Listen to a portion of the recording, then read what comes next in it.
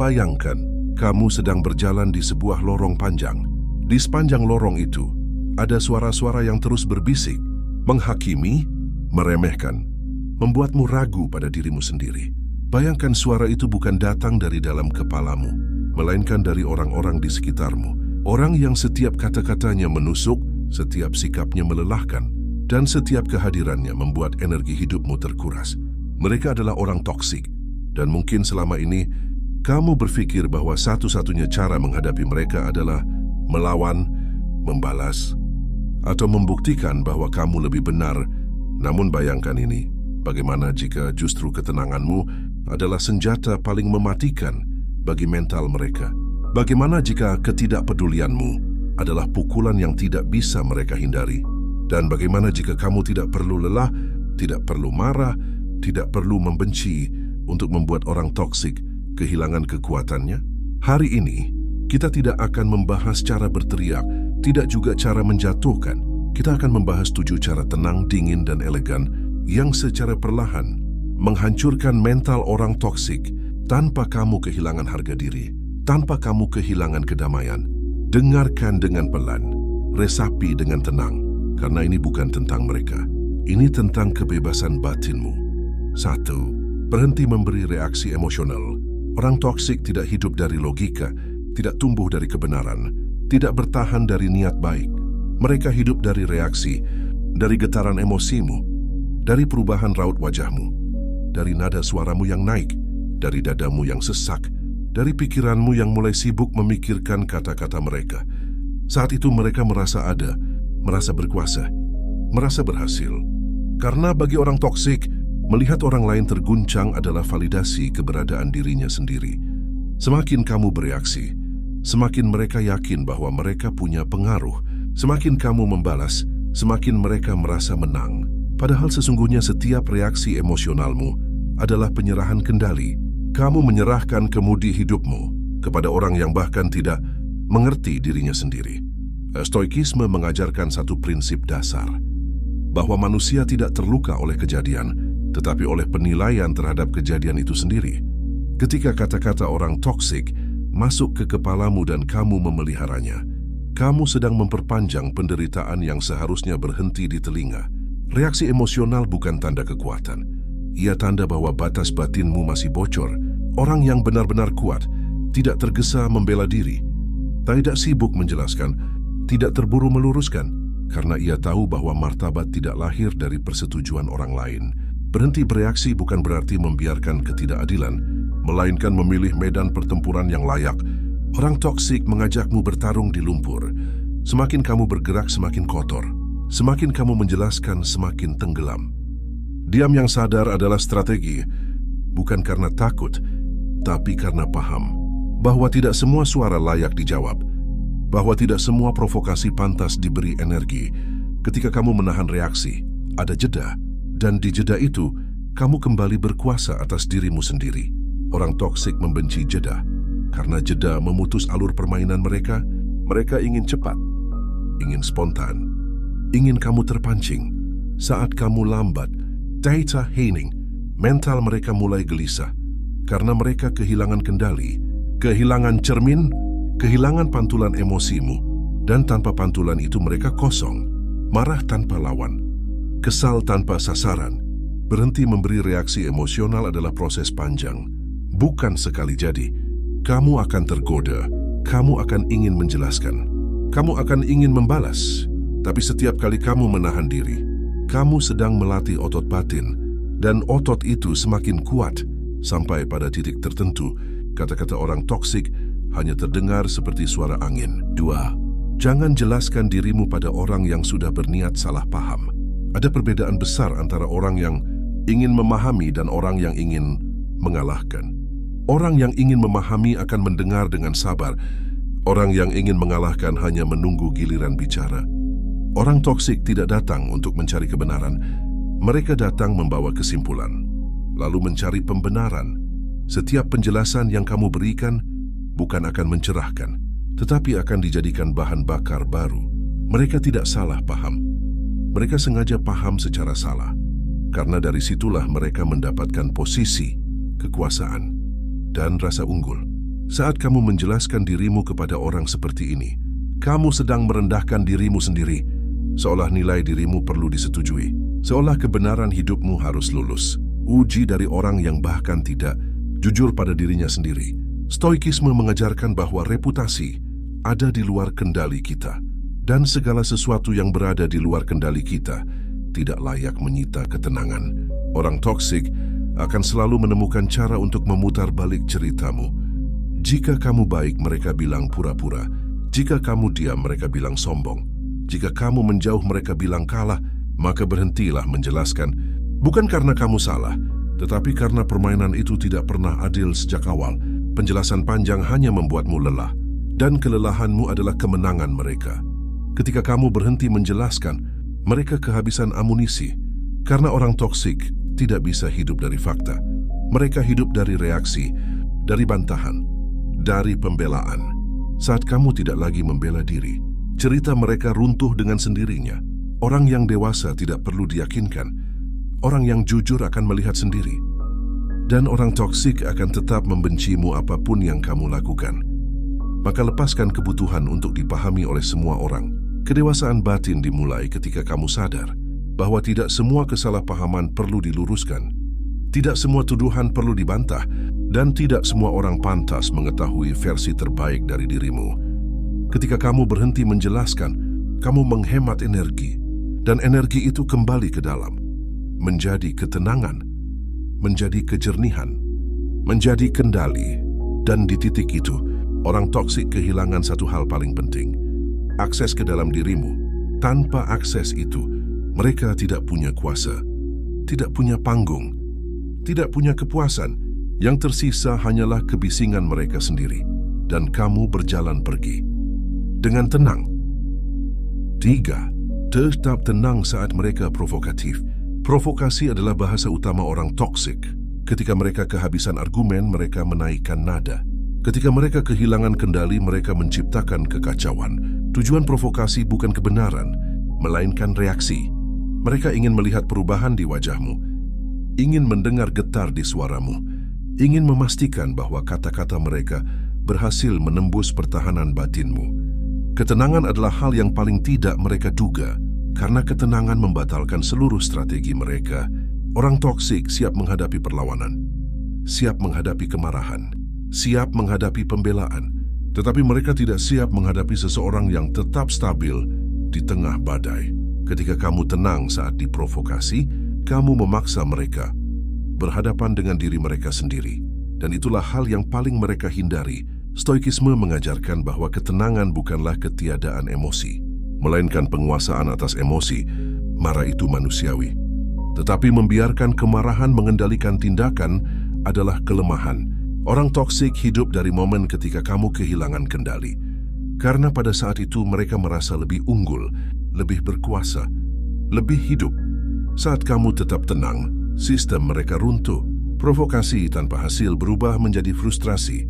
Frustrasi berubah menjadi kebingungan. Kebingungan berubah menjadi kemarahan internal. Dan kemarahan itu berbalik ke dalam diri mereka sendiri.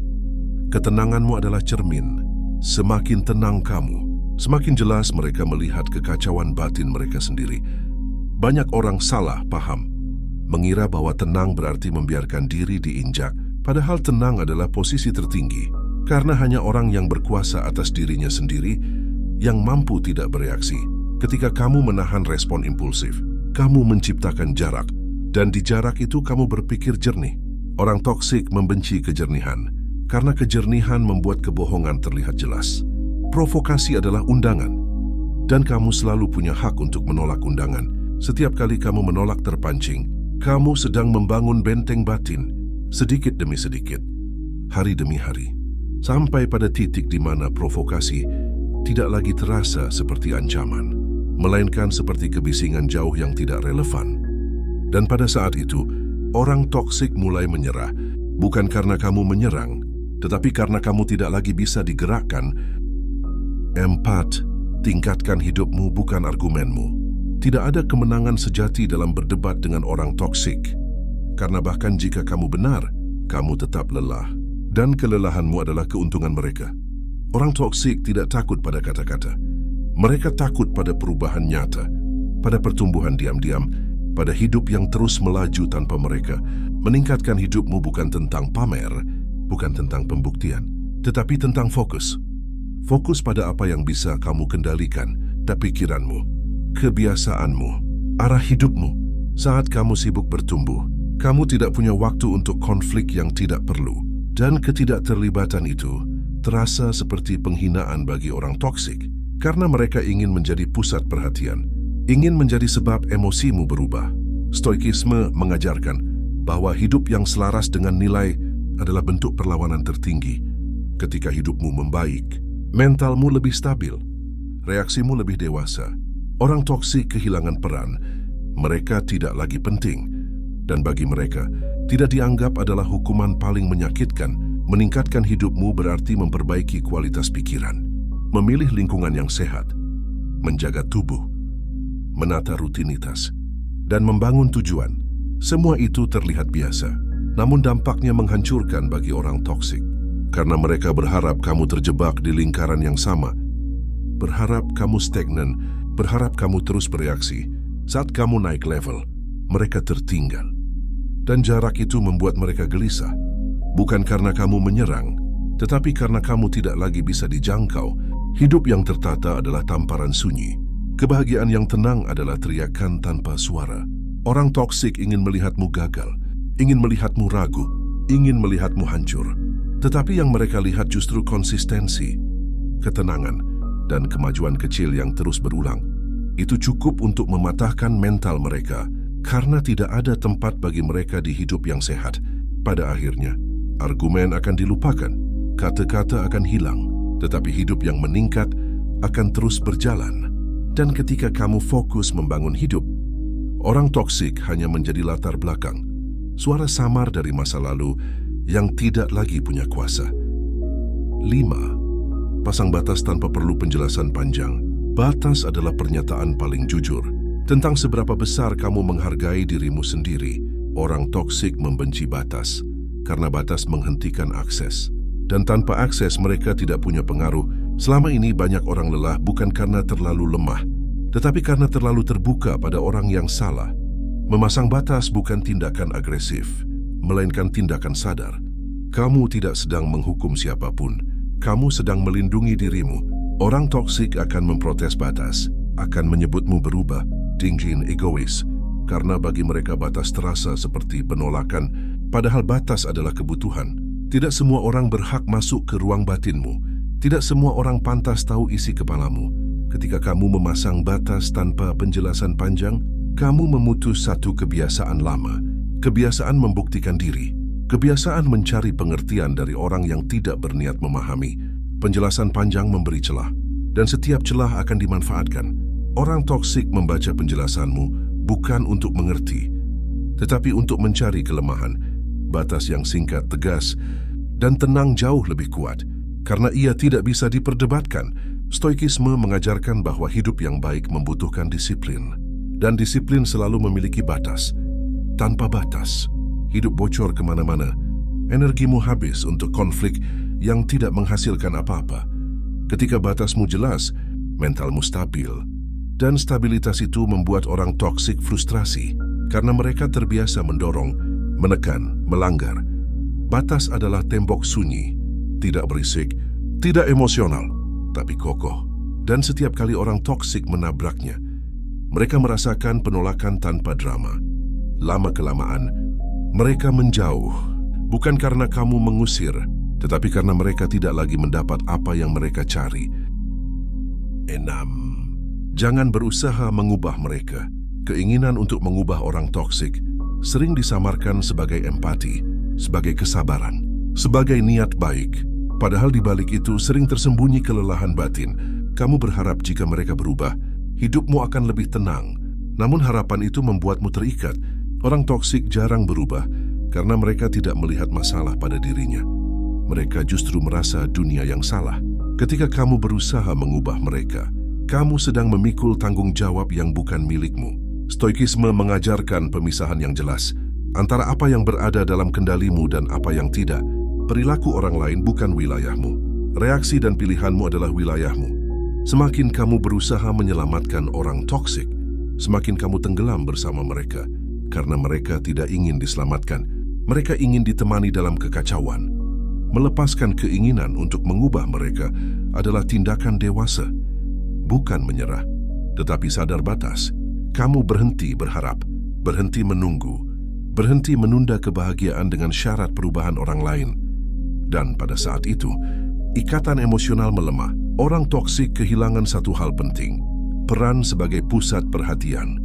Tanpa peran itu, mereka gelisah, karena selama ini, identitas mereka dibangun dari konflik, dari drama, dari reaksi orang lain. Ketika kamu tidak lagi mencoba memperbaiki mereka, kamu memutus siklus, dan siklus yang terputus tidak bisa bertahan. Yang tersisa hanyalah mereka dengan dirinya sendiri, dan itu adalah beban yang tidak ingin mereka hadapi. 7. Hiduplah dengan kendali diri yang kuat. Kendali diri adalah puncak kekuatan. Orang yang mampu menguasai dirinya sendiri tidak bisa dikalahkan oleh provokasi, oleh hinaan, oleh manipulasi. Karena semua itu membutuhkan persetujuan batinmu untuk bekerja. Orang toksik hanya berkuasa sejauh kamu bereaksi. Sejauh kamu goyah, sejauh kamu kehilangan kendali. Ketika kendali diri kuat, pintu tertutup. Stoikisme memandang kendali diri sebagai kebebasan sejati, karena kamu tidak lagi diperbudak oleh emosi sesaat, oleh penilaian orang lain, oleh dorongan untuk membalas. Hidup dengan kendali diri berarti memilih respon dengan sadar, bukan bereaksi secara otomatis. Ini latihan seumur hidup, bukan pencapaian instan. Setiap hari kamu diuji oleh kata-kata, oleh sikap, oleh situasi. Namun setiap kali kamu memilih tenang, memilih diam, memilih melangkah menjauh, kamu sedang memperkuat fondasi batin. Dan fondasi yang kuat tidak mudah diguncang. Bagi orang toksik, melihat seseorang yang tidak bisa mereka kendalikan adalah ancaman. Karena seluruh strategi mereka runtuh. Manipulasi gagal, provokasi tidak mempan, drama tidak hidup. Dan tanpa itu, mereka kehilangan arah. Kendali diri bukan tentang menjadi dingin, tetapi menjadi sadar. Sadar bahwa kedamaian batin lebih bernilai daripada memenangkan konflik. Ketika kamu hidup dengan kendali diri, kamu tidak perlu menghancurkan siapapun. Karena orang toksik akan hancur oleh ketidakberdayaan mereka sendiri. Kamu hanya perlu berjalan lurus, tenang dan konsisten, dan itu sudah cukup. Jika kamu masih mendengarkan sampai titik ini, berarti kamu adalah seseorang yang tidak hanya ingin menang, tetapi ingin tenang. Dan ketenangan adalah bentuk kemenangan tertinggi. Apa yang kamu dengar bukanlah ajakan untuk membenci, melainkan pengingat bahwa hidupmu terlalu berharga untuk dihabiskan pada orang yang salah. Terima kasih telah bertahan. Terima kasih telah memberi waktu untuk dirimu sendiri. Terima kasih karena memilih kesadaran daripada reaksi, memilih kedewasaan daripada kemarahan, dan memilih kendali diri daripada kekacauan.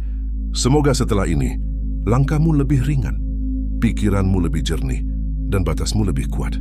Ingatlah bahwa kamu tidak harus menjelaskan siapa dirimu kepada semua orang, tidak harus membuktikan apapun, dan tidak perlu menghancurkan siapapun untuk menjadi utuh. Cukup jaga batinmu, rawat ketenanganmu, dan biarkan dunia berjalan sebagaimana mestinya. Terima kasih telah mendengarkan, terima kasih telah hadir, dan semoga kedamaian selalu menemukan jalan pulang ke dalam dirimu.